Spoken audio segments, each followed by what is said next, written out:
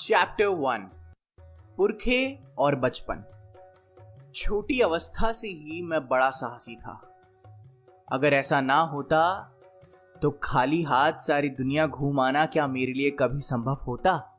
विवेकानंद। 12 जनवरी 1863 प्रभात का समय।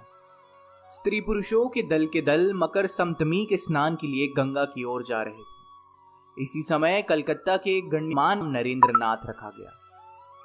आगे चलकर यही नरेंद्र नाथ विवेकानंद के नाम से प्रसिद्ध हुआ। बालक की मां का नाम भुवनेश्वरी देवी था। नरेंद्र से पहले उनके 2 लड़कियां थीं।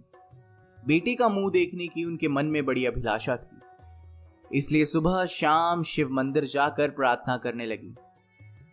कहते हैं कि एक दिन वो पुत्र कामना में इतनी ध्यान मग्न हुई कि उन्हें कैलाशपति शिव सामने खड़े दिखाई दिए। धीरे धीरे उन्होंने शिशु रूप धारण किया और भुवनेश्वरी देवी की गोद में बैठ गए। इससे मां का यह विश्वास बना कि बेटे का जन्म शिव के वरदान से हुआ है, इसलिए उन्होंने उसका नाम वीरेश्वर रखा। घर में यही नाम चलता था और प्रियजन बीले कहकर पुकारते थे। कलकत्ता में कायस्थ वंश के कई दत्त परिवार थे। इन परिवारों में बहुत से योग्य और विद्वान व्यक्ति पैदा हुए। विवेकानंद के समकालीन इतिहासकार रमेश चंद्र दत्त उनमें से एक थे। विवेकानंद का जन्म इसी कायस्थ परिवार में हुआ था, पर रोमाम रोलाम ने उन्हें क्षत्रिय वंश में उत्पन्न होना बताया। शायद उन्हें यह भ्रांति इसलिए हुई कि खुद विवेकानंद ने विदेश यात्रा से लौटकर अपने मद्रास के भाषण में प्रसंगवश कहा था। एक बात और, मैंने समाज सुधारकों के मुखपत्र में पढ़ा कि मैं शूद्र हूं और मुझसे पूछा गया था कि एक शूद्र को सन्यासी होने का क्या अधिकार है।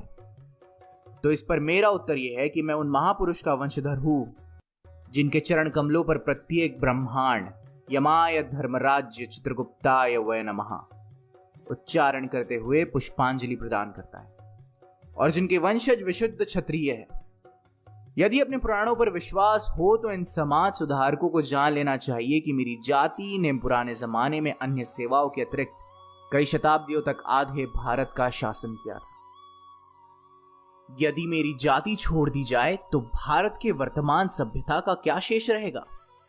अकेले बंगाल ही में मेरी जाति में सबसे बड़े दार्शनिक, सबसे बड़े कवि, सबसे बड़े इतिहासज्ञ, सबसे बड़े पुरातत्ववेत्ता और सबसे बड़े धर्म प्रचारक उत्पन्न हुए।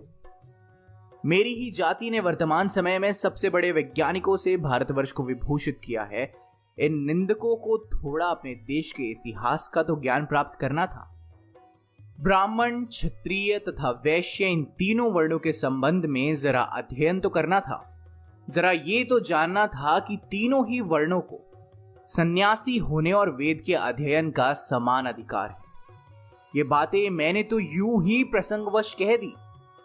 वो जो मुझे शूद्र कहते हैं, इसकी मुझे तनिक भी पीड़ा नहीं। मेरे पूर्वजों ने गरीबों पर जो अत्याचार किया था, इससे उसका कुछ परिशोध हो जाएगा।